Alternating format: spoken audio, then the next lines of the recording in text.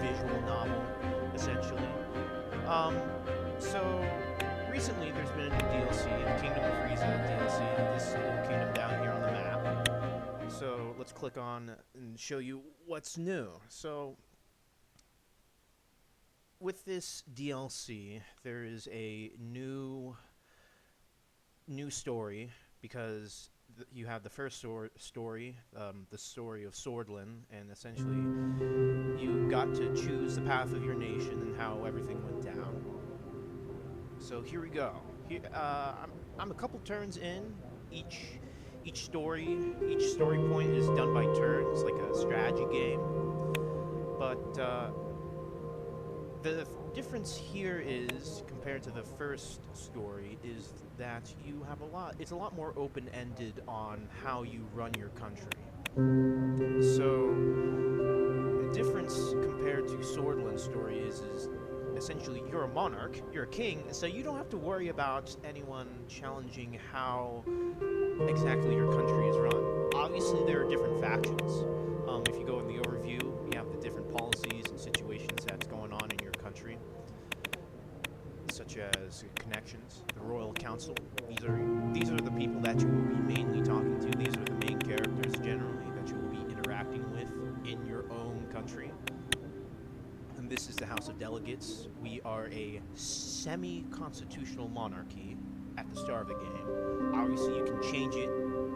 There are points in the story where you can change how your country changes, essentially. Like reforming the Constitution in the first story, you can change the Constitution and reform it to be more liberal or more illiberal, however you want. Here, it's more of a question of, do you want to become a constitutional monarchy or become an absolute monarchy? Now, I haven't gone down the path of constitutional monarchy yet. I've gone down the path of absolute monarchy, so I'm not fully well versed into how that route goes for the story, but I assume it's a pretty difficult thing since you do have to deal with the three noble houses. Now, obviously, you have the nobility that are probably going to contest you heavily. They don't want you essentially messing with the status quo. And you can stay with the status quo and there's not really going to be much problems. There are three houses that you have to contend with. You have the House of Arazo, the house that controls the military, the House of Sazon. This house is interesting because it essentially has no power, no like real power in the sense of control over the military or administration, but they are pretty powerful in terms of public perception. They are very popular with the common people, and this is this is the house that you will work with to reform the country into a constitutional monarchy. And the House of Toraz, your family house. This is at the start of the game. This is your house. This is your family's house, and the head is your uncle that helps you rule the country. So with that in mind, let's go with how the country is ruled. How do you make decisions in this game, in this DLC? Because before it's much more restrictive on how you make choices in terms of like policies in the first game. So you will have royal decrees. Royal decrees. So how do royal decrees work? Royal decrees function as all these choices function. You can make any choice. You can essentially decree anything. The only limit is to your authority, budget, and energy. The three main resources that you'll be working with. Just a little side note, I would focus on making sure that you have energy production. Make sure you get your whole energy resource problem issue fixed, because you will have an energy crisis later in the game. This is currently my third run of the DLC story, so I'm just trying to explore a different path.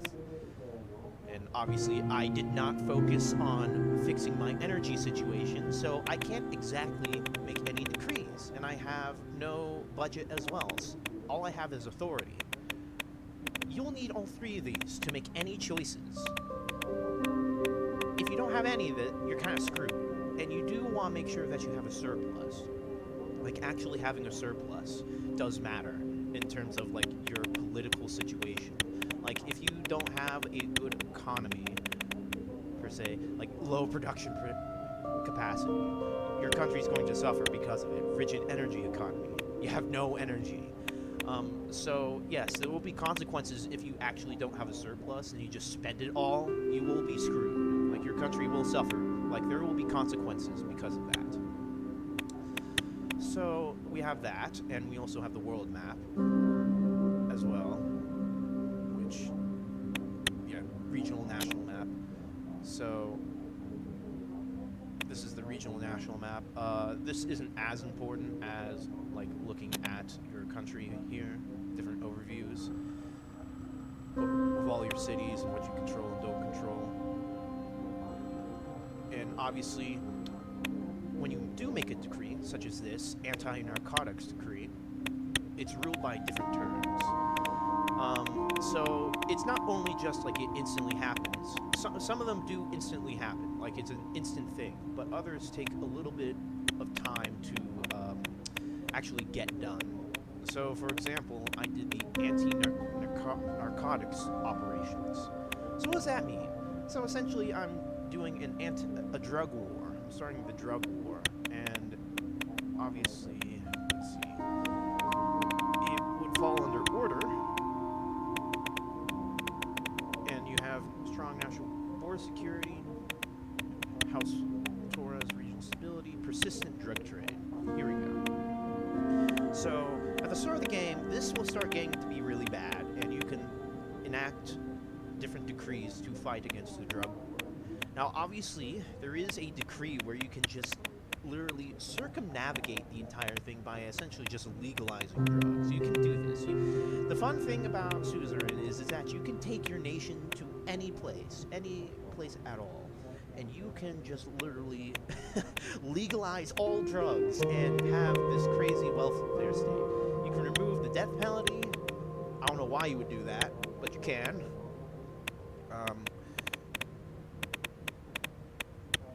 Yes. Let's go to the next part of this. So, in the first game, religion didn't really play that much of a part. It was more of civil rights and civil liberties. Here, religion plays a massive part of the game. Like, it actually plays a big portion of the game. Because you do have blasphemy laws, and you do have a state religion. There is a state religion. So you do have blasphemy laws, which you can remove. It's obviously a very unpopular thing, since, funnily enough, a lot of your council members, who are nobles themselves, disapprove of this. Disapprove of the fact that you're trying to remove the state religion. And you can make an alliance with the priests, with the religious, this guy right here. In one run, funnily enough, you could become a theocratic state and have essentially a religious holy order that's also functioning as your police force. There is a method to the madness of that, where you can just go full religious and become a theocratic state, which is pretty funny. You can go that route. What else? There is a war system. There is a war system in the game. So you have this. There is a war system where you are limited by the amount of resources. Obviously, you have to buy or make factories for your equipment, and you can do that through royal decree. You can buy resources and buy guns or sell guns. You can have no military and just start building a weapons factory and start selling weapons. So yeah, we have trade, and you can sell your different resources. Obviously, it takes some authority, but you can buy military planes, military ships, and you can sell military equipment throughout the entire world and essentially disarm yourself. That is a valid strategy. Through most of my playthroughs, I didn't really do war, so I can't really comment too much about the war. There are obviously streams of the developers where they do show the war system, but obviously I'm not in much of a place to comment too much about it, because I essentially just played a full diplomatic playthrough as a horrible despotic tyrant, because you can be an absolute monarch and just screw workers' rights and say, no, actually, I'm not going to listen to the people and just have a secret police state. Since you could also do that in the first game. Your secret police force is going to be the Golden Guard. That's going to be your secret. It's going to be essentially the same thing as the secret state police in the first part in the original story. So the war system is this essentially. You just buy resources, get production, and yeah, you need 500 men, 150 guns, and 5 trucks in order to build an infantry battalion. Now, obviously, these are also resources as well, because later on in the game, you will be asked to essentially support your political bloc, because you are a part of an already established alliance compared to the first game, or the first story, as Swordland. Swordland starts off with, like, no... It's essentially a neutral power, but it can join either essentially the Warsaw Pact and NATO, essentially.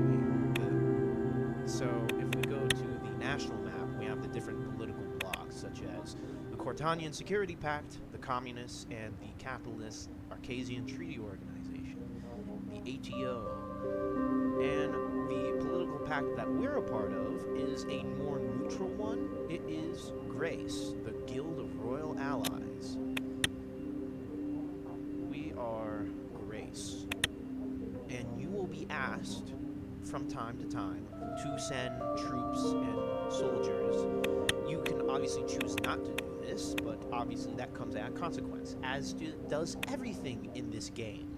You can mess up so badly where you can have a civil war. I'm not going to spoil too much, but yes, you can fuck up so badly that a civil war will occur. And it might be a prudent idea, a suggestion, to maybe send some troops to support your alliance. Send some expeditionary troops to, just stay in the good graces of your political bloc. Just a thought. Just some food for thought, if you do want to go down that route. But obviously, you can most certainly leave Grace and form your own political bloc. That is an option, but obviously that's really, really hard, because you have to work with essentially all these guys.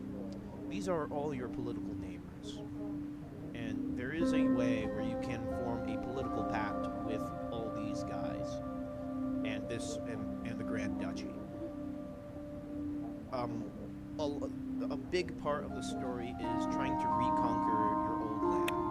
So this used to be a part of your country, and Wellen owns this little tip over here. I won't go too much into it, but yeah, you're going to have trouble trying to get these two back. And you can just absolutely fail and get none of them back. That is an option. You can just mess up really bad and just not get anything, and you just get killed. You will mess up in this, and I would say it's a lot more harder to succeed in this DLC story than it is in the just original story, because because it's a lot more open-ended on the choices you can make with, like, the decrees, because the decrees do matter. They do matter a lot. Though I wouldn't put your basket, I wouldn't spend all your resources right off the bat, because there are different beats in the story where you will have to have money to, fund building a church over here in this province. Or you will have to use your authority to essentially force your people to make certain decisions, or you will need, money to fund your secret police. So I wouldn't right off the bat, before you do anything, you can just waste all your resources and spend it on development projects, that was my first mistake in my first playthrough, is that you will make mistakes and, just spend all your resources before you, oh crap, I'm about to make a decision, but I already spent all my resources. So I would recommend, before you do anything, don't spend all your resources right off the bat. Go through the story, and make your choices and take some thought. Well, do I want to spend my resources funding the military or funding this investigation with the secret police, or do I want to, you know, spend money on improving the energy, the construction, because you will have different construction projects that you will have to do, and I recommend that you do the hydroelectric dam is one of your first ones. Highly recommend that because you will be so hampered on energy production, because that's again another major part of this story is your country is going to suffer an energy crisis. So it would be a nice idea to invest in constructing new ways to improve your energy situation. But again, you can choose not to do that, which I have done for this playthrough, and it's kind of hurting me. So the rest of the story is interesting because you do have diplomacy. You can choose. You have Welland, Morella, Duradia, Lesbia, and obviously good old Swordland, which you have very little interaction with. Funnily enough, there is one thing that you can do, which is like a trade deal with Welland.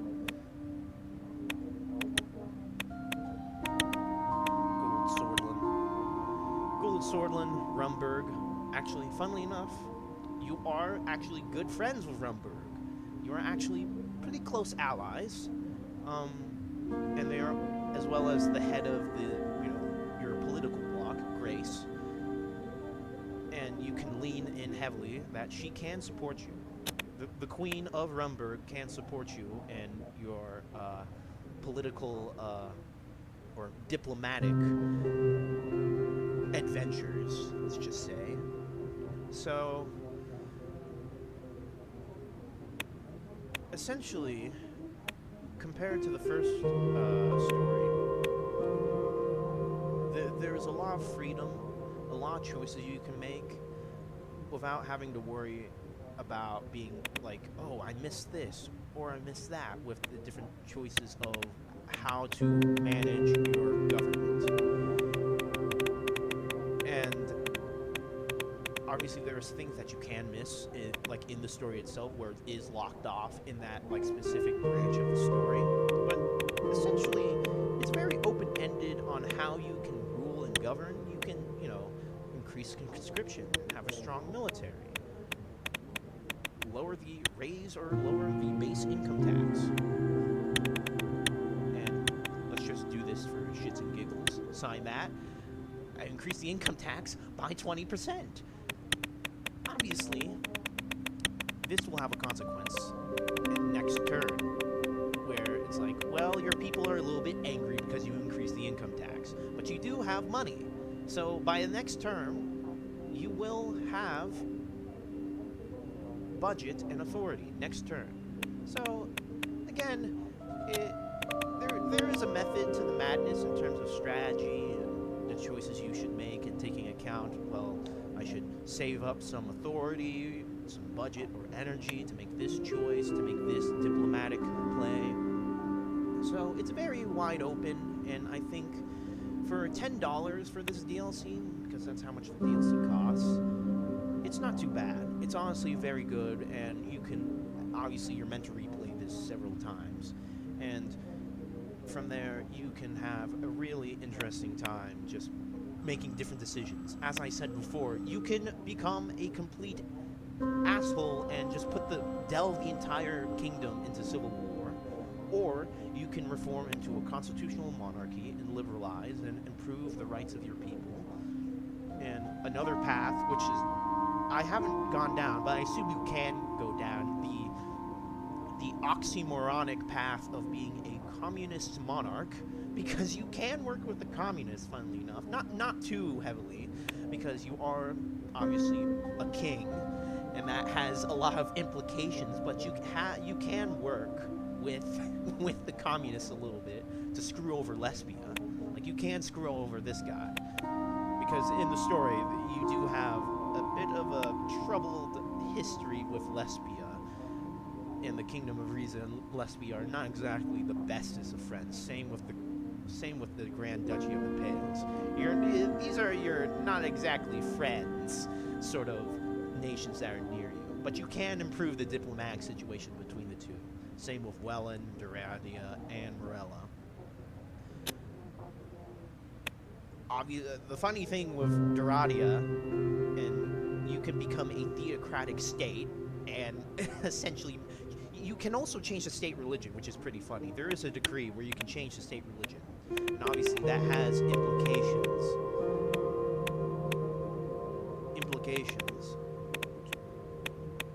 that that do change things. I believe you do get the option to change the state religion later on, though you do have to remove like the blasphemy laws and for change a lot of the stuff within the country to actually change your state religion.